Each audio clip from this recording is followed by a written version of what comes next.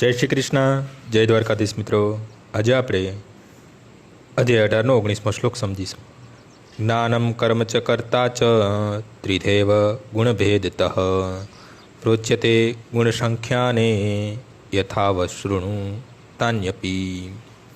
ભૌતિક પ્રકૃતિના 3 ગુણો પ્રમાણે જ જ્ઞાન, કર્મ તથા કર્તાના 3 પ્રકાર હોય છે. હવે તેના વિશે મારી પાસેથી સાંભળ. 14મા અધ્યાયમાં ભૌતિક પ્રકૃતિના 3 ગુણોનું વિસ્તૃત વર્ણન થઈ ચૂક્યું છે. તે અધ્યાયમાં કહેવાય છે કે સત્વગુણ પ્રકાશ આપનાર હોય છે, રજોગુણ ભૌતિક અને તમોગુણ આળસ તથા પ્રમાદનો કારક હોય છે. ભૌતિક પ્રકૃતિના બધા જ ગુણો બંધન કરનારા હોય છે. તેઓ મુક્તિના સાધન નથી. સત્વગુણમાં સુદ્ધા મનુષ્ય બદ્ધ રહે છે. 17મા અધ્યાયમાં વિભિન્ન પ્રકારના મનુષ્ય વડે વિભિન્ન પ્રકારના ગુણોમાં રહીને કરવામાં આવતી વિભિન્ન પ્રકારની પૂજાનું વર્ણન કરવામાં આવ્યું છે. આ શ્લોકમાં ભગવાન કહે છે કે તેઓ 3 ગુણો અનુસાર વિભિન્ન પ્રકારના જ્ઞાન, કર્તા તથા કર્મ વિશે કહેવા ઈચ્છે છે. આજનો શ્લોક અહીં પૂર્ણ થાય છે. આવતીકાલે ફરીથી સવારે 6 વાગ્યે મળીશું. જય શ્રી કૃષ્ણ.